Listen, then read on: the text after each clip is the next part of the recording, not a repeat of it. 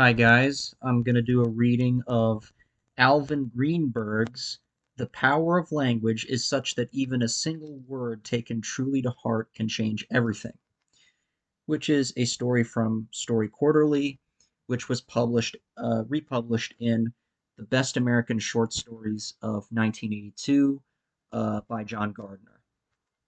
Now I want you to listen to the story. It's only about 9 pages, and I want you to tell me what you think the story is about because I can't really seem to figure it out. So let us begin. Part 1. No one left on the island any longer except me and the feral pigs. So you can imagine my surprise when I was out walking the main road down the center of the island this morning and found the word love written in the dirt. I would not have thought the pigs were familiar with such a word, let alone able to spell it correctly. The letters, gouged deep in the sandy roadbed and stretching large, from one side of the road to the other, looked at first like the usual markings left by the pigs in their regular foraging as they root up the earth for mast, which was why I failed to notice anything out of the ordinary right off and simply kept on along my morning stroll. I must have gone another 100 yards or so before I suddenly realized I had seen something quite remarkable. I quickly retraced my steps. By the time I got back to the house, quite certain after a careful examination of the markings in the road that I had indeed seen what I had seen, it occurred to me that there were, of course, at least two other possible explanations for this phenomenon. But I was positive, first of all, that there had not been, for some months now, another human being on the island besides myself. There had never been many of us here to begin with. A few visitors like myself, come to work in the big house for the sake of the privacy this island retreat offered, and a dozen or so permanent residents, the ones who made it possible for the rest of us to stay and work here. And the visitors, myself excepted, had all been whisked away to the mainland by boat within days of the time it was realized that the island was adrift and moving slowly away from the Georgia coast and out into the Atlantic. I had some difficulty convincing them to let me stay on, but, after all, there was no immediate danger apparent. The island was merely drifting, not sinking. If anything, it seemed to have become lighter for having forsaken its roots and to have risen another foot or so above sea level. And other boats would soon be departing, and I did have some small influence here. The permanent residents, naturally, stayed on somewhat longer. This was where their homes were, after all, where many of them had lived most of their lives. Where would they go now? But soon enough, within days, in fact, as we all began to realize that the island was heading steadily out to sea and that the mainland was falling away on the horizon with surprising rapidity, they too agreed to leave, gathering such possessions as could easily be floated onto the two remaining boats and hurrying to the dock, for it was late afternoon already when the mass decision was made, and many were overtaken by the sudden fear that by sunrise the next day the mainland would be out of sight altogether. It was a reasonable fear, for none of them had ever been out of sight of the mainland before, and it was also reasonable that in their anxiety they should not at first have remembered that I was still on the island. No doubt the minute they realized it, even in the midst of loading the boats, they hurried back to the house. But by then I was gone, safely off by myself, wandering about the far end of the island, where they would never have time to search for me before darkness fell. All there was for them to find was my brief note, explaining my decision to remain on the island, inasmuch as such a decision, which was bound to seem a bit bizarre under the circumstances even to the most rational reader, could be explained. I was grateful when I returned to the big house the next morning, and the mainland was indeed no longer visible by then, to find that they had at least left my belongings, for I could see that someone had begun to pack my suitcase and then abandoned that task, unfinished, in the middle of the room.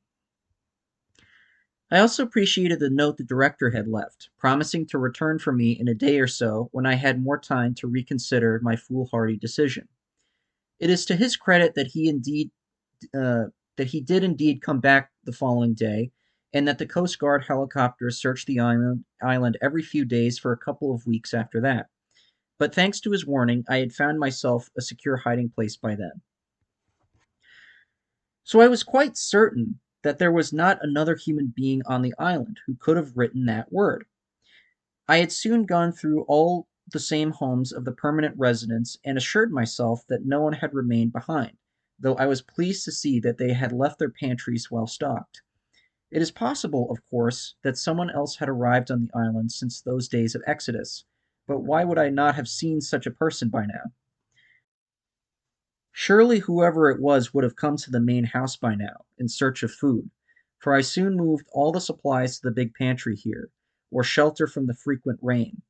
Surely I would have seen such a new visitor by now, even someone washed ashore from a shipwreck, or someone who had put into one of the coves in a small boat, for I wander the island from end to end, walk the beaches, explore all its inner recesses, and I have never yet seen another footprint but my own.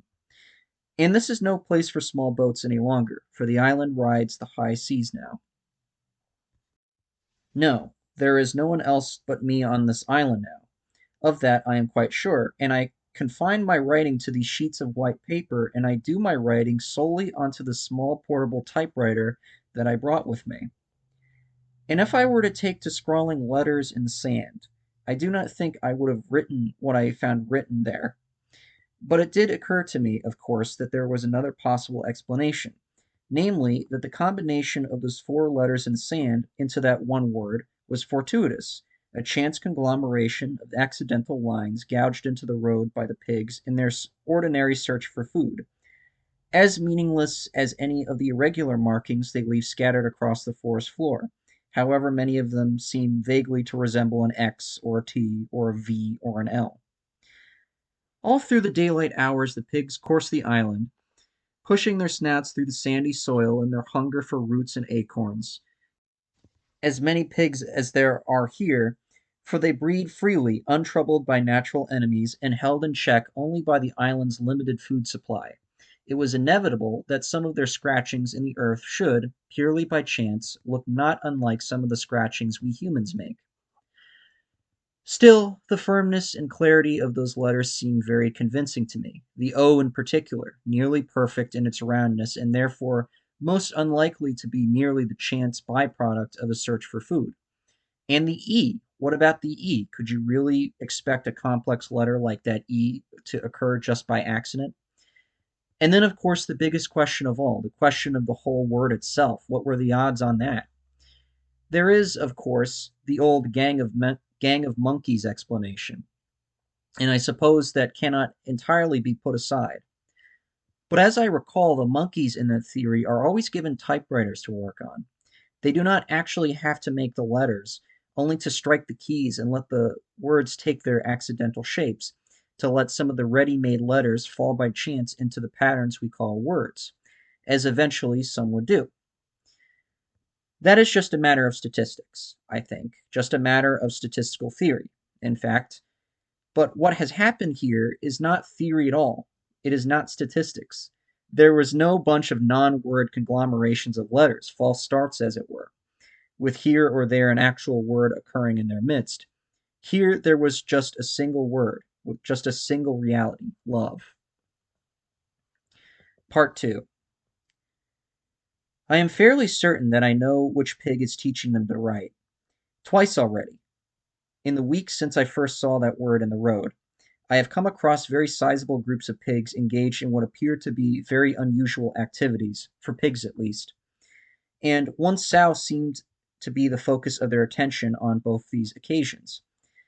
The first time was the very next day after I had spotted that word. I had gone down the main road where I had seen it late in the morning again, wanting another look at the word, because in the course of thinking about it and trying to set down these few words of my own about it, when I came back to the house the previous day, it had all begun to seem very unreal. It was no surprise to me, however, to find that no trace of the word remained. I seemed to remember that once, when I awoke in the middle of the night, I had heard it raining, and that alone would have been enough to wipe away any sign of the previous day's activity from the sandy Roadway. Yes, I am certain it must have rained the night before.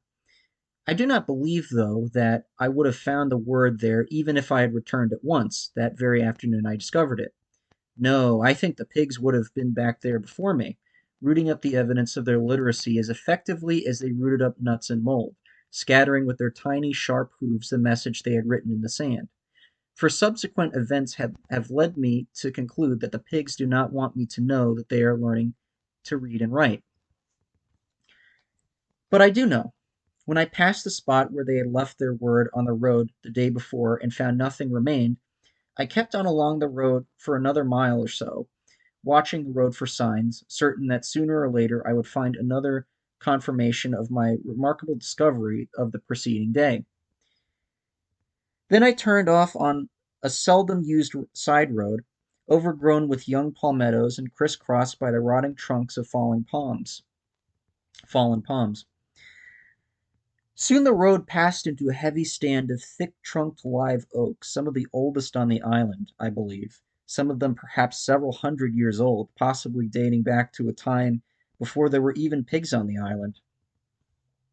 It was there that I saw them, grouped in a clearing in the midst of the giant oaks and partially concealed from view by the heavy, gray-green curtains of Spanish moss that hung from the branches of the oaks.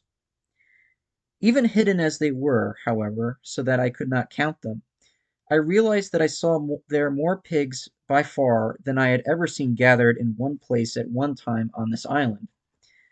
Normally, I never saw more than a few at one time, or at the most a sow with half a dozen piglets nosing about in the underbrush in her vicinity, and maybe one or two other adult pigs nearby. But here there must have been several dozen, and they were not feeding. They were, so far as I could tell, simply standing there. Not for long, of course. I had stepped off the road and hidden myself a tree the moment I spotted them, but it was a young red pine, not really thick enough in the trunk to conceal me well, and no doubt the pigs had heard me coming. It would not surprise me to learn that they had a lookout posted back up the road. So they quickly broke ranks and scattered, as they always did when I came upon them, squealing away into the underbrush. But not before I noticed a number of things in that strange, brief moment of silence, beginning with the fact that they were not feeding, that I had never seen even a small group of pigs just standing there like that. In addition, it seemed, though I could not tell for certain because of the trees and hanging moss that interrupted my view, that they were not just randomly standing, but that they were gathered in some kind of order. The group consisted of an inordinate number of young ones. Oh, there are already plenty of piglets on the island, two or three or even half a dozen to a sow. But here I think the ratio must have been more on the order of 10 to 1. Yes, I thought at once, get them started young. That's always the best way. And they were so attentive, at least for that moment before they broke ranks and scattered in all directions, that it was some time before I realized that I had been watching them so closely that I had almost missed seeing what their attention was focused on. But I had not missed her. I might have seen her only at the last moment and out of the corner of my eye, but so striking was her presence that long after they had all gone, when I had come out from behind the small pine to stand in the middle of the road and think about all I had just witnessed, I retained a clear and vivid image of her. Not only did her height make her stand out above all the others gathered before her, but it suddenly occurred to me that I had also seen something even more unusual. For in the few seconds I had to observe her, I had seen her take a step or two forward, and as she did so, the pig standing in front of her backed away. And I realized that never in my life, either here among the wild pigs on this island or among domestic pigs, had I ever seen a pig back up. It is simply a thing that pigs do not do, nor do most other animals, so far as I know. You can train a horse or a dog, or even a bear, to backstep, of course, but they do not do it naturally. They will sidestep, they will turn about and move away, but no, they do not back up. And yet that was just what I had seen, a pig backing up.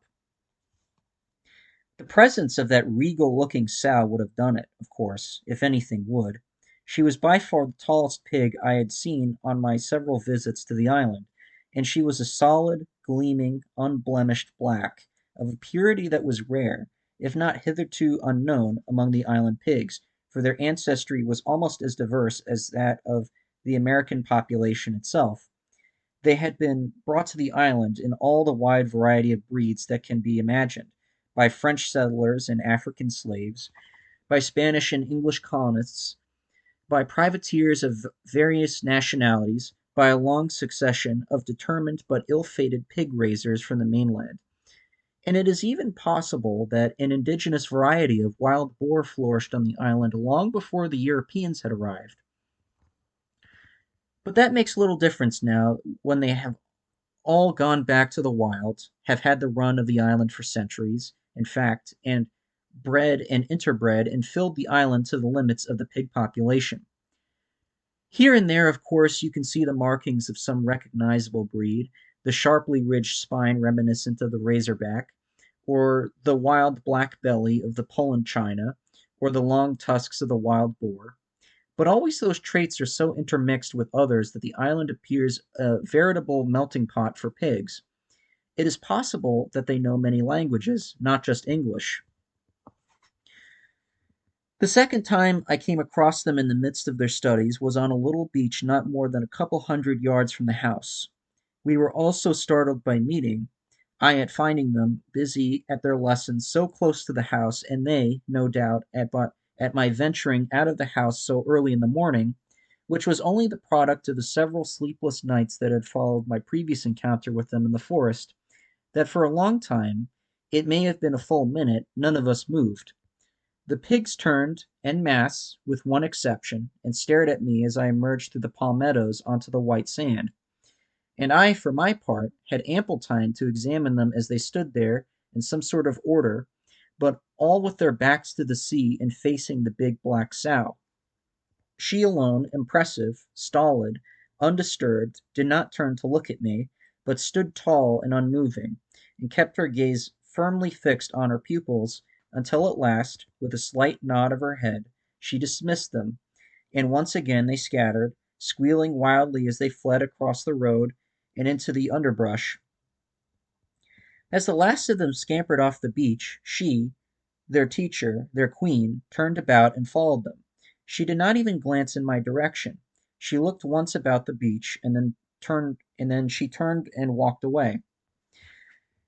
I hurried at once down to the beach seen assembled, where they had been assembled, but of course there was nothing to be seen.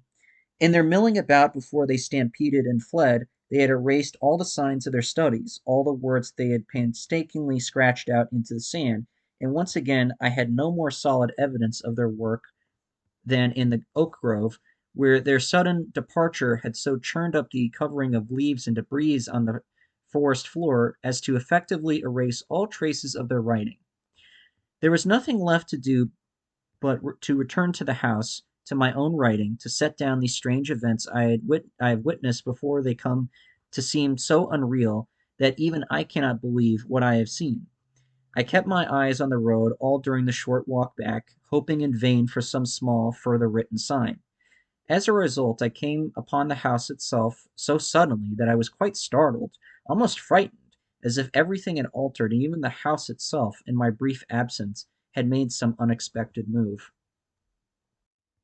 Part 3. Until today, I was beginning to fear that perhaps I had placed too much importance upon a single word, and that word glimpsed only briefly and by chance, written in the sand, and then seen no more. Many weeks have passed since the last time I saw the Queen of the Pigs guiding her subjects in their studies, though I can well understand how after those two previous encounters they might have found it necessary to remove their classes to farther corners of the island and to keep more careful lookouts posted.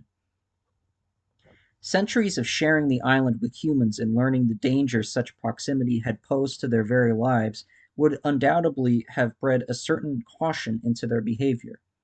But now that the spring is well advanced and the weather much improved, it has grown so hot for this time of year, in fact, that I feel certain we must be drifting steadily south into the tropics. I expected to find further signs of their progressing education. Not all over the island, of course, but at least here and there, and some isolated spot where perhaps with the pride of accomplishment some piglet had trotted off, refusing to obliterate a word or a phrase transcribed with unprecedented grace and accuracy. That I have not come across any such further evidence, neither a misspelled word left behind in frustration by a struggling young scholar, nor a sentence abandoned halfway through by the sudden flight of its writer as I stumbled accidentally upon the scene of creation. I can only attribute to the shrewdness of intellect for which the pigs have always been known. It makes no difference, of course. The single word is quite enough. Have we not extrapolated enormous dinosaurs from a single bone, whole species from an imprint in the clay, entire civilizations from a potsherd? Still, I always keep my eyes to the ground as I go about the island. So certain am I that further evidence of what I know is happening here will eventually come to my attention. From time to time, I stop to pick up and sample the acorns and other nuts I find on the forest floor or beside the road, for I have begun to realize that even the well-stocked pantry that was left to me here will not last indefinitely. The fact is, I am growing quite tired of canned foods. For a while I relished the fresh oysters from the tidal streams, but because the island floats now upon the ocean's surface, rising and falling with the ocean's rhythms and its tidal streams, having achieved a certain equilibrium, no longer cleanse themselves by emptying and filling twice a day, I cannot trust the oysters. I am glad I have not eaten pork for a long time. The nuts are somewhat bitter, but tasty on the whole. Recently, I've begun to supplement my diet with mushrooms, having found in the extensive library at the big house an excellent, well illustrated guide. By mid morning today, I had nearly filled an old coffee can with mushrooms. I am still new to this diet and afraid to eat them in the forest without bringing them back to the house to check them against their pictures and descriptions in the book. I was even wondering, as I straggled along, eyes to the ground, whether the pigs themselves might not benefit from a chance to examine that particular text, and it occurred to me that I might leave it out for them their perusal on the side porch where it would be protected from rain, perhaps along with a number of other books they might find edifying. I was not sure just what, though I felt reasonably certain that they might find a dictionary a valuable asset, perhaps some scientific text in the more popularized vein, for I have no evidence on the state of their mathematics. Possibly one of my own books, even if only as a sign of the sort of human who shares this island with them, some indications of the workings of his mind and language, for what could a pig be expected to make of a fiction? Though only time would enable me to discover what really interested them, I was beginning to feel, as I considered how best to make my library available to them, that given sufficient time I might indeed make a considerable contribution to their education. Just then a sudden flash of light caught my eyes, the glitter of sunlight off the glassy calm of the ocean. I had arrived at the end of this particular road on the southwestern tip of the island, or what had originally been the southwestern tip. I had taken my shirt off some ways back and tied it about my waist, for it was the hottest day I had experienced on the island so far, and an almost visible humidity hung heavily in the forest air. My pants were rolled to my knees. I had removed my shoes some time back, not very far from the house, and left them by the side of the road, my socks stuffed inside. I would have kept them on, I suppose, to walk in the forest itself, where the ground was littered with sharp-edged pine cones and broken twigs, but here on the road I enjoyed the feel of the warm sand on my bare feet. I watched the sand sift between my toes as I watched, above all, for any significant-looking markings along the way, and kept my eyes totally focused on the ground before and around me, so that I did not see her till I was almost on top of her. She stood squarely in the center of the road before me, the glossy black of her skin shimmering as brightly as the sea. Everything about her size and stance and posture spoke of authority. She effectively blocked my route home, for on one side of the road was bounded by swamp and on the other by a stretch of pine forest that I dared not risk in bare feet. But I did not want to move away from her or try to get around her. In fact, I am not sure that I could have pulled myself away if I had wanted to. so entranced was I by the power of her presence there. She gave an enormous sense of strength as she stood there, motionless, head lowered, and eyes piercing, black eyes, fixed directly upon me, not 10 feet away. She was assessing me. I am sure that was all there was to it, as I stood there in the middle of the road, clutching my coffee can full of mushrooms, my body gleaming with sweat, my eyes looking back into hers as she held me transfixed. Clearly she knew how to use the moment. I heard an airplane going over, high, high above, just a faint sound trailing across the silence of the island, but I couldn't seem to free myself to raise my head. I heard her make a slight scuffling sound. She was scraping the sand with her left forefoot. Now, I thought, elated, now is the moment. She has something to say to me, something to show me, and now is the time. Now she will show me her command of the language. Instead, as I looked at her, as I leaned toward her, waiting, anticipating, she pawed the earth once more with her forefoot, as if to erase the message she had begun, turned about and trotted off. I could see as she moved away from me the powerful thrust of her shoulders and haunches, the imperial determination in her stride, and I could not help admiring the way she had almost spoken to me and then held back at just the last moment, with restraint, as if it were not becoming of her to do so, not just yet anyway. Just before I lost sight of her, she paused in the road and turned and glanced over her shoulder at me. Then she hurried out of sight, off the road, among the young palmettos, and I trotted down the road after her, clutching the can of mushrooms to my chest, my head swaying loosely back and forth as I scanned the ground before me. One day I know that she will come closer again, that she will speak to me.